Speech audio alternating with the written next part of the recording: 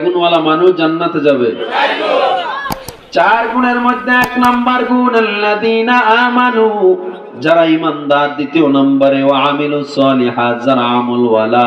তৃতীয় নম্বরে ওয়া তাওয়াসাউ বিল হক, যারা সত্যের উপদেশ দেবে, হক কথা বলবে। হক কথা বড় তিতা, হক কথা বললে জেলে যাওয়া লাগে, জুলুম সহ্য করা লাগে, ঠিক কিনা? আল্লাহ তাআলা সূরা আসরে হক কথা বলতে বলছেন। নবীজিও তায়েফের ময়দানে যখন দ্বীনের দাওয়াতে গেলেন, বেঈমানরা আমার নবীর পাথর মেরে রক্তাক্ত করে দেয়। নবীর ঠোঁট পেটে রক্ত পড়ে নবীর সব জুব্বাটা লাল হয়ে যায়। আমার নবী তবুও হকের কথা বন্ধ করেছিলেন নাকি? ও মুসলমান ইমানদার, হক কথা তোমারও বলতে হবে, আমারও বলতে হবে। ও যুবক আল্লাহর বান্দা, কোরআন শুধু হুজুরদের জন্য নাজিল হয় নাই, কোরআন শুধু মাওলানার জন্য নাজিল হয় নাই, এ কোরআন সবার জন্য নাজিল হয়েছে। এ কোরআন এমন কোরআন, ঋগ্বেদ, গীতা, বাইবেল, রামায়ণ রিসার্চ করে কোনো মুসলমান বিধর্মী হয় না। কোরআনকে রিসার্চ করে কোটি কোটি বেঈমান কালেমা পড়ে মুসলমান হয়ে যাচ্ছে, ঠিক কিনা জোরে বলেন? এই কোরআনে কসমোলজি বিদ্যা, অ্যাস্ট্রোলজি, বায়োলজি, জিওলজি, ফিজিক্সের জ্ঞান, পদার্থ বিজ্ঞান, মহাকাশ বিজ্ঞান, এমন তারকার চ্যানেল পর্যন্ত কোরআনে আল্লাহ দিয়েছে। কোন তারকাটা প্রক্সিমা সেন্ট্রাই, আলফা সেন্ট্রাই, এ বি। শুধু তাই নয়, এ মুসলমান, ওই জুপিটার, ওই গ্যালাক্সি, ওই নেপচুন গ্রহের কথাও আল্লাহ কোরআনে দিয়ে রাখছে।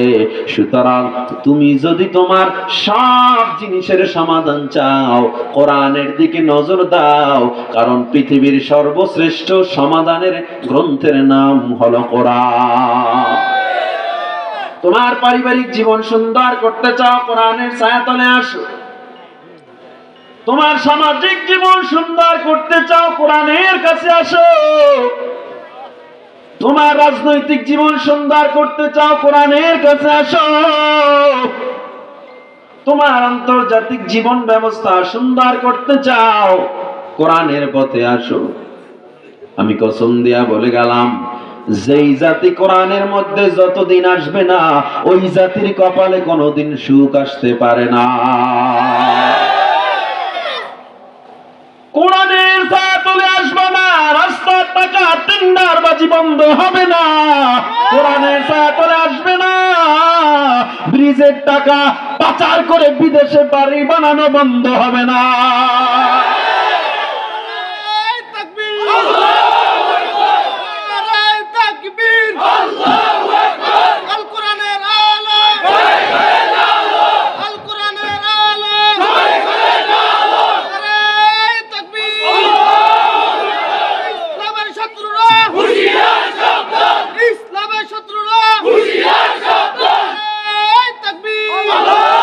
মুসলমান ইমানদার ও চাঁদপুরের মুসলমান, এ কোরআন এমন গ্রন্থ, যে কোরআন বেঈমানরা পড়ে পড়ে মুসলমান হয়ে গেল। ও মুসলমান, ইউরোপ আমেরিকায় এখনো প্রতিদিন মুসলমান হয়ে যাচ্ছে মানুষ। আর মুসলমানের ঘরে জন্ম নিয়া কোরআন শিখে নাই, কোরআন জানে না। জানে না তো জানে না, যারা জানে তাদেরকেও দেখতে পারেন এমন লোক আছে না নাই? অথচ আমি মুসলমান, গর্বের সাথে কোরআনকে গ্রহণ করা উচিত। আমার নবীর মতো আইডল পৃথিবীতে কেউ নাই, আমার নবীর চেয়ে বড় আদর্শওয়ালা পৃথিবীতে কেউ নাই। এজ এ ফাদার, একজন বাবা হিসাবে তিনি ছিলেন 100 out of 100, 100-তে 100। As a teacher, একজন শিক্ষক হিসাবে, এজ এ হাজবেন্ড, একজন স্বামী হিসাবে, এজ এ কমান্ডার, একজন সেনাপতি হিসাবে, আমার নবীর চেয়ে শ্রেষ্ঠ পৃথিবীতে কেউ ছিল না। মোট কথা, হি ওয়াজ এক্সট্রাঅর্ডিনারি। তার মতো ব্যক্তিত্বই নাই, হি ওয়াজ ইউনিক, তিনি ছিলেন অদ্বিতীয়। His face brighter than the moon, যার চেহারাটাও ছিল চাঁদের চেয়ে সুন্দর। শুধু ওজুদাস রাহমাতাল লিল আলামিন, মসজিদে উশুদ হামারো এ জমিন। সুতরাং মুসলমান, কোরআনের ছায়াতলে আসো, নবীর আদর্শগুলো মেনে নাও। যারা কোরআন মেনে নিবে, নবীর আদর্শ মেনে নিবে, আল্লাহর কসম করে বললাম তোমার ঘরটাও সুন্দর, বাহিরটাও সুন্দর হয়ে যাবে। এজন্য আল্লাহ বলেন সত্যের পথে আসো, হকের উপরে থাকো। তৃতীয় নাম্বার গুণ ওয়াতাওয়াসাউ বিল হক। সত্যের উপদেশ দেওয়া, সত্যের সবচেয়ে বড় ফ্যাক্টরির নাম কি? কোরআন। 4 নাম্বার গুণ ওয়াতাওয়াসাউ বিস সাবর, ধৈর্য। সবাই বলেন কি? ধৈর্য। ধৈর্য এমন এক মহাগুণের নাম, আল্লাহ নবী বলেন যার ধৈর্য যত বেশি সে তত জান্নাতের কাছাকাছি। যার ধৈর্য যত বেশি সে তত জান্নাতের কাছাকাছি। ও যুবক, আল্লাহর নবীর একজন সাহাবা, কালো সাহাবা, দেখতেও সুন্দর। ভালো করে লক্ষ্য করবেন আমার যুবক ভাইরা, ঘটনাটা শুনলে মনে করবেন জীবন কার জন্য আমরা দিব, ভালো করে বুঝে নেন। নবীর দরবারে আয়েশা কয়, পয়গম্বর আমি এত কালো, আমি এত অসুন্দর, ও নবী আমি এত সুন্দর, আমারে কেউ বিয়া করতে চায় না। ও নবী আমার মদিনার কেউ আমার পছন্দ করে না, আল্লাহ কি আমারে পছন্দ করবে নাকি? আমার নবী বলে মানুষের চেহারা দেখে আল্লাহ পছন্দ করে না, অন্তর দেখে পছন্দ করে। আমি নবী বললাম তুমিও হয়তো জান্নাতে চলে যাইবা ইনশাআল্লাহ। আর তুমি বলছো মদিনার কোন মেয়ে তোমায় পছন্দ করে না, আমি নবী বললাম মদিনার সর্বশ্রেষ্ঠ সুন্দরী তোমার বিবি হবে। সুবহানাল্লাহ বলেন। সাহাবায়ে কেরাম অবাক হয়ে গেল, নবী আমার এটা কি বলল? যেই সাদকে মদিনার কোন মেয়েরা থার্ড ক্লাস ফ্যামিলির মেয়েরা পছন্দ করে না, ওই সাদকে মদিনার সর্বশ্রেষ্ঠ সুন্দরী বিয়ে করবে। আমার নবী এবার কয়, ও সাদ আমি একটা চিঠি লিখে দিচ্ছি, চিঠিটা তুমি মদিনার নেতা ইবনুল ওয়াহাব, আব্দুর রহমান ইবনুল ওয়াহাবের কাছে নিয়ে দাও। সাহাবায়ে কেরাম আরো অবাক হয়ে গেলেন, মদিনার সর্বশ্রেষ্ঠ নেতা এবং তার মেয়েটাই হলো সর্বশ্রেষ্ঠ সুন্দরী। তার মানে সাদকে কি এই নেতার মায়ের বিয়ে দিব? এটা কি সম্ভব? নবী যেহেতু বলছে সম্ভব কিনা জোরে বলেন। সাদ চিঠিটা নিয়ে অবাক চোখে নবীর দিকে তাকানো, কি বললো নবী আমার? কিন্তু নবীর অর্ডার মানার প্রয়োজন আছে না নাই? চলে গেলেন ইবনুল ওয়াহাবের বাড়িতে, গিয়া ডাক দিয়া কয়, ও নেতা, আল্লাহর নবী আমার একটা চিঠি পাঠাইছে। চিঠিটা দেখে ইবনুল ওয়াহাব কয়, ও সাদ আমি আমার নবীরে বড় ভালোবাসি, তবে আমারে বলো আমি বাবা হিসাবে এটা কেমনে করি? আমার মেয়ের জীবনটা আমি অনিশ্চয়তায় কেমনে ফেলবো? তুমি কালো, তোমার বয়স নাই বুঝলাম, কিন্তু তোমার বাড়িটা পর্যন্ত নাই, আমার মেয়েরে কি খাওয়াইবা? সাদ এবার মনটা খারাপ করে রওনা দিল। জানালা থেকে একজন মেয়ে ডাক দিয়া কয়, সাদ দাঁড়াও দাঁড়াও, আমার একটু কথা শুনে যাও। সাদ তাকায় দেখে ইবনুল ওয়াহাবের মেয়েটা তারে ডাক দিছে। সাদ এবার দৌড়ে কাছে গেছে, মেয়েটার সামনে আইনা সাদকে নিয়ে তার বাবার সামনে দাঁড় করাইছে। ইবনুল ওয়াহাবের সামনে মেয়েটা দাঁড় করায় বলে, সাদ আমার বাবার একটু বলো তোমার কে পাঠাইছে? সাদ বলে আমার রাহমাতুল লিল আলামিন আমারে পাঠাইছে। মেয়েটা আবার কয়, সাদ তুমি আর একবার বলো কে তোমারে পাঠাইছে, আর একবার বলো। এবার সাদ বলে আমার মায়ের নবী পাঠাইছে। মেয়েটা ডাক দিয়া কয়, বাবা তুমি কি শোনো না, আমার নবী আমাকে সাদের জন্য পছন্দ করেছে, তুমি যত বড় ধনী ছেলে আনো না কেন, আমি আমার নবীর বাহিরে গিয়া এই ছেলের বাহিরে আমি কারো সাথে বিবাহ বসবো না। বিয়ে রাজি হয়ে গেল, নবীর দরবারে চলে গেলেন। আমার নবী ডাক দিয়ে কয়, ও সাদ কি সংবাদ নিয়ে আসছো? এবার সাদ বলে, পয়গম্বর আপনি তো রহমাতুল লিল আলামিন, ও নবী আমার আপনি তো রহমাতুল লিল আলামিন, আপনার কথা কি আর তারা অমান্য করবে? দোনোজনে রাজি হয়ে গেছে। নবী এবার নিজে বিয়া করানোর জন্য দাঁড়া গেল। আমার নবী ডাক দিয়া কয়, সাদ মহারানা কত ধরবো? সাদ কোনো কথা বলে না। আবার আমার নবী ডাক দিয়া কয়, সাদ মহারানা কত ধরবো? সাদ চোখের পানি ছেড়ে কান্দে আর ডাক দিয়া কয়, পয়গম্বর আপনার সাদ এত গরীব, টাকা দেওয়ার মতো ক্ষমতা আমার নেই। আমার নবী ইবনে ওমর থেকে 200 দিনার নিলেন, ওসমান থেকে 200 দিনার, মোট 400 দিনার নিলেন। 400 দিনার নিয়া বিয়া পড়াইয়া সাদের হাতে দিনার গুলো দিয়া কয়, 200 দিনার তোমার বিবির মহারানা দিবা, বাকি 200 দিনার দিয়া বিবির জন্য কেনাকাটা করবা। বাকি 200 দিনার দিয়া বিবির জন্য কেনাকাটা করবা। যাও বাড়ি যাও, তোমার জন্য তোমার বিবি অপেক্ষায় সেজে আছে। সাদ যায় না। নবী কয়, কেন যাও না? সাদ কয়, ও নবী আজকে তো উহুদের যুদ্ধের দিন, আমি কেমনে আপনার একা রেখে যাব? আমার নবীকে আমার অর্ডার, বাড়ি যাও, মদিনা তোমার জন্য সাজাইছে, জলদি যাও। অর্ডার শুনে বাধ্য হয়ে সাদ চলে যায়। আমার নবী উহুদের যুদ্ধের ময়দানে চলে যায়। মদিনা থেকে সন্নিকটে মাত্র 10-15 মিনিটের রাস্তা উহুদের পথ। নবী উহুদের ময়দানে গিয়া যখন যুদ্ধ শুরু করলেন, এদিকে সাদ গিয়া বাজারে গিয়া কেনাকাটা শুরু করলেন। কেনাকাটা করতে করতে কেনাকাটা শেষ। হঠাৎ মদিনার বাজারে একটা আওয়াজ। একজনে দৌড়ার কয়, উহুদের ময়দানে নাকি আমাদের নবীর দাঁত ভেঙে শহীদ হয়ে গেছে। হঠাৎ মদিনার বাজারে আওয়াজ, আমার নবীর মাথায় নাকি লোহার হেলমেট ভেঙে ঢুকে গেছে।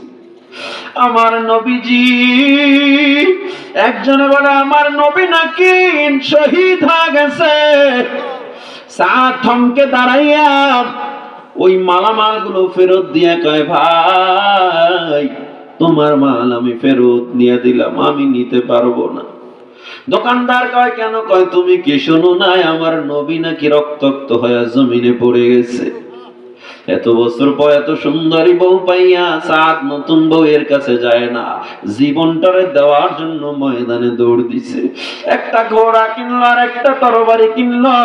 তরবারি কিনে চেহারায় একটা কালো কাপড় বেঁধে নিল। চেহারায় কালো কাপড় কেন বাঁধছে? কারণ নবী যদি তারে দেখে চিনতে পারে আবার আমারে পাঠায় দিবে, কিন্তু আমি তো আমার নবীর একা ফলায় আসবো না। সাদ এবার চেহারায় কালো কাপড় বেঁধে চোখ দুইটা বের করে ময়দানে নেমে গেছে। ময়দানে নেমে সাদ যুদ্ধ যখন শুরু করে দেয়, সাদের তরবারির পাওয়ারে যেন ময়দানটা থরথর করে কাঁপতেছে। সাদের তরবারি বেঈমান না সব পিছু হতেছে। আল্লাহু আকবার, জোরে বলে আল্লাহু আকবার। সাদের তরবারির পাওয়ার, এদিকে আমার নবী রক্তাক্ত, নবীরে বেঈমানরা একা পেয়ে তীর মারা শুরু করছে। তালহা রাদিয়াল্লাহু তাআলা সাহাবীর নাম, দৌড়ে যায় লাফ দিয়া নবীর সামনে দাঁড়ায় গেছে। যেদিক থেকে তীর আসে সেদিকেই তালহা তার বুকটারে ঘুরায়া দেয়। আল্লাহু আকবার। সেদিন তালহার গায়ে একটা দুইটা না 70টা তীর বাঞ্চার আঘাত। আমার নবী অসুস্থ, হযরত ওমর, আবু বকর সবাই দৌড়ে আসছে। আমার নবীকে আমার ধরা লাগবে না, তালহাকে ধরো। তালহা আমারে রক্ষা করতে গিয়া 70টা তীর বর্ষার আঘাত নিয়ে নিল। হে মুসলমান, নবী আমার উঁচু জায়গায় বৈশা দেখে উহুদের ময়দানে চেহারায় কালো কাপড় বেঁধে একজন যুদ্ধ করতেছে। আমার নবী ডেকে বলে, ও আলী, এই সাহাবীটাকে এত বড় পাহলওয়ান কে? আমি তো চিনি নাই। হযরত আলী কয়, নবী আমরাও চিনতে পারি না, চোখ দুইটা দেখা যায়, আমরাও চিনতে পারি না। হযরত আলী তাকায় রইছে, আমার নবী তাকানো। হঠাৎ করে এক বেঈমান ওই সাদের কলিজা বরাবর একটা তীর মেরে দিল। তীরটা এসে সাদের কলিজার মধ্যে যখন ঢুকে যায়, সাদ জমিনে পড়ে ছটফট ছটফট করতে লাগলো। সাদের চেহারার কালো কাপড়টা যখন সরে যায়, আমার নবী ডাক দিয়ে, তো এটা তো আমার সাদ, ওরে আমি নতুন বিবির কাছে পাঠাইছিলাম, দেখ দেখ আজ আমার জন্য সাদ জীবনটারে দিয়া দিল। দৌড়ে যায় নবী সাদকে কোলে তুলে মাথা মুছায়, নবী আমার মাথায় পানি দেয়, আর ডাক দিয়া কয়, ও সাদ কেন কাজটা করলি, দেখ কত বড় বিপদ। এবার সাদ কয়, ও নবী আমার কিসের বিপদ, আজকে যদি না আসতাম আপনার দামি কোলে কি আমি চড়তে পারতাম নাকি? তার মানে মৃত্যুটারে কিছুই মনে করলো না সাদ। নবী আমার কাঁদতেছে কাঁদতেছে, হঠাৎ করে নবী হাসি দিয়ে দিলেন। সাহাবী প্রশ্ন করে, পয়গম্বর আপনি কান্নার মধ্যে কেন হাসতেছেন? আমার নবী বলেন, সহিহ বুখারীর হাদিস, কাফানুম মিন কাফানিল জান্নাহ ওয়া হানুতুম মিন হানুতিল জান্নাহ। ও সাহাবী, সাদের এই দামি সম্মানী রূহটা যখন বের হয়ে যাচ্ছে, আল্লাহ তাআলার হুকুমে জান্নাত থেকে জান্নাতি ফেরেশতারা জান্নাতি কাফনের কাপড় আর খুশবু নিয়ে হাজির হয়ে গেছে। সাদের রূহটারে পেছাইয়া সুম্মা ইয়ামুরুন, তারা দৌড় দিছে আসমানের দিকে, এক দৌড়ে জান্নাতুল আদনে সাদের রূহটা পৌঁছে দিয়েছে। তারা ধৈর্য ধরলো, ধৈর্য এমন এক গুণ, 4-5টা কাটা, ভিতরটা অনেক মিষ্টি। ও যুবক, ও চাঁদপুরের মুসলমান, বিপদে পড়লেই আমরা কোন পীরের কাছে যাই, আলেমের কাছে যাই, আল্লাহওয়ালার কাছে যাই, দৌড় দেই না, না, আগে নিজের চেষ্টা করেন, যায় নামাজটা বিছায়া দেন। আপনার চাকরি হয় না, আল্লাহরে বলেন। আপনার ঘরে অভাব, আগে আল্লাহরে বলেন।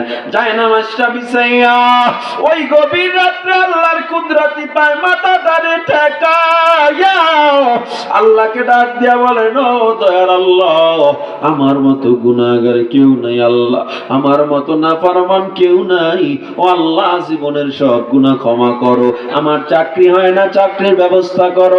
আমি খেত খামার দিয়েছি, আল্লাহ বরকত দান করো। আল্লাহ আমার বিজনেসে তুমি বরকত দাও। আল্লাহ কয়, বান্দা তুই চাওয়ার মতো চেয়ে দেখ, আমি আল্লাহ না দিয়া পারবো না। তাহলে কার কাছে চাইবো? নাকি দুনিয়ার কোন মানুষের কাছে? কোন মানুষের গোলামি করা যাবে না। নেতার জন্য জীবনটা দিয়ে দিলেন, নেতা আমার সব, থুইয়া পালায় গেল, খবরটা পর্যন্ত নিল না, ঠিক কিনা? তার মানে দুনিয়ার মানুষ স্বার্থপর, আমার আল্লাহ কখনো স্বার্থপর না। আল্লাহ কয়, দুনিয়ার মানুষের কাছে চাইলে দুনিয়ার মানুষ বেজার হয়, আর আমি আল্লাহর কাছে না চাইলে আমি বেজার হই। চাইবো কার কাছে? জোরে বলেন। বিপদে পড়ছেন, ধৈর্য ধরবেন নাকি যে সুদের টাকা নামাইয়া চাউল কিনলেন? ধৈর্য ধরা যাবে? আল্লাহ তাআলা বলেন, ওয়ালা নাবলুওয়ান্নাকুম বিশাইইম মিনাল খাউফ ওয়াল জু' ওয়া নাকসিম মিনাল আমওয়াল। আমি আল্লাহ পরীক্ষা করব তোমাদেরকে, ক্ষুধায় ফালায়া, গরিব বানায়া, অভাবে ফালায়া, ভয়ের মধ্যে ফালায়া, দেখবো কতটুকু ধৈর্য ধরছে। তাহলে এই ধৈর্যের গুণ সহ 4টা গুণ আমাদের মধ্যে যদি থাকে, আমরা জান্নাতে চলে যাব।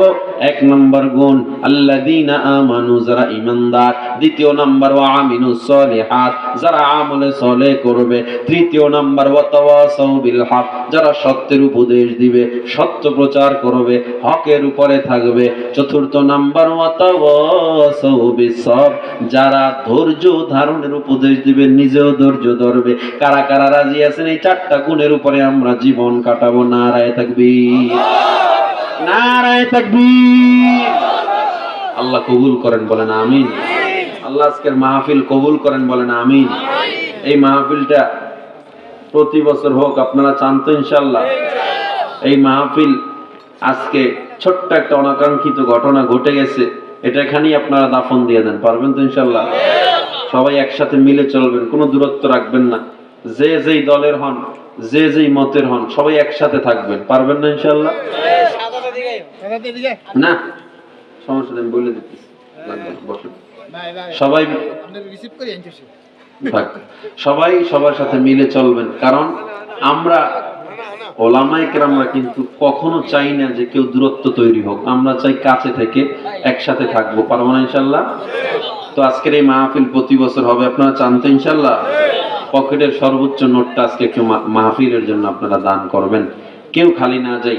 ব্যবসার উন্নতি, নিজের সংসারের উন্নতি, পাও বাংলা 2 লাখ টাকা নাই, আজকে দান করেন, আল্লাহ ফিরায় রাখবে। ক্যান্সার হইলে সব শেষ, আজকে দান করেন, আল্লাহ ফিরায় রাখবে, ঠিক না? তো দান করলে আল্লাহ বাড়ায় দেয়, কমায় না। যে ব্যাগ নিয়ে যাবে আমার যুবক ভাইরা, ভলান্টিয়াররা, আপনি অনুগ্রহ করে দান করেন, সবাই দান করেন। তুমি ওই গেটে দাঁড়াবা, যাও। একজন নবমুসলিম আছে, ওই যে গেটে গিয়ে দাঁড়াও। হ্যাঁ বুঝছি, হিন্দু থেকে মুসলমান হয়েছে, ওই গেটে গিয়ে দাঁড়াও। মানুষ যখন এখান থেকে যাবে তোমার দিয়ে যাবে।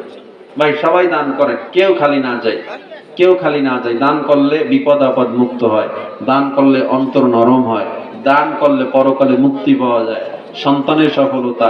যারা কবরে গেছে তাদের কথা চিন্তা করে দান করেন। সভাপতি সাহেব অসুস্থ, দোয়া চেয়েছে আল্লাহ পরিপূর্ণ সুস্থতা দান করেন।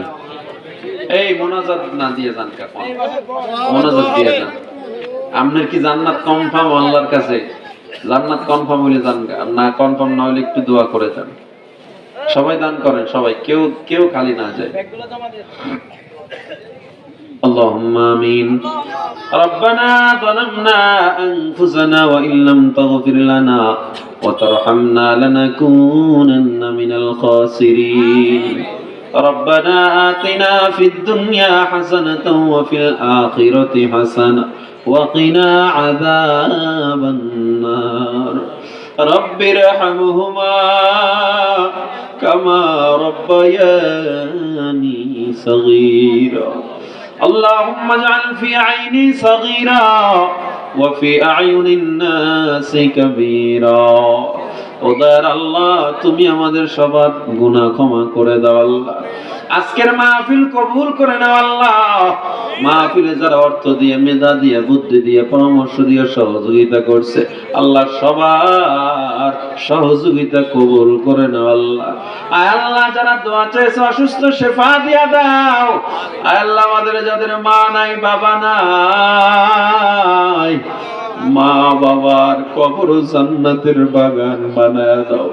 যাদের মা বাবা বেঁচে আছে হায়াত বাড়ায় দাও আল্লাহ রাব্বুল আলামিন। ও দয়ার আল্লাহ, এই প্রত্যেকটা হাত দিয়া কাবার গিলাফ ধরার তৌফিক দাও আল্লাহ। আল্লাহ তুমি এক, তোমার সাথে শরীক নাই, উসিলায় দোয়া কবুল করো আল্লাহ। আল্লাহ গো, এই দেশকে তুমি শান্তির দেশ বানায় দাও, সাম্প্রদায়িক মুহাব্বতের দেশ বানায় দাও।